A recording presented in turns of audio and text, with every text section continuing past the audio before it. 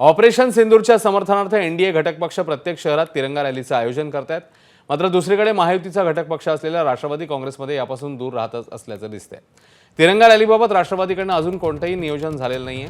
काल मुंबई ठाण्यात भाजप शिवसेनेने तिरंगा रॅली काढली। मुंबईत संध्याकाळी मुख्यमंत्र्यांच्या तिरंगा रॅलीत आयत्या वेळी एकनाथ शिंदे सहभागी झाले। मात्र मुंबईत असूनही अजित पवार रॅलीला आले नाहीत। एबीपी माझाकडून अजित पवारांच्या कार्यालयाला या संदर्भात विचारणा झाली तर ही रॅली भाजप पक्षाकडून काढण्यात आली होती, महायुतीकडून नाही।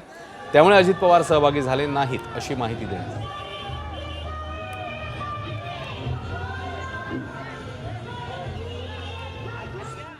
तर ठाकरेंच्या शिवसेनेचे खासदार संजय राऊत यांनी तिरंगा यात्रेवर टीका केली। बघूया। शस्त्रसंधी हा विजय कसा काय असू शकतो? युद्धविराम दुसऱ्याच्या हस्तक्षेपानं झालेला ट्रम्पच्या, म्हणजे ह्यांची काय डोकी वगैरे फिरली आहेत का?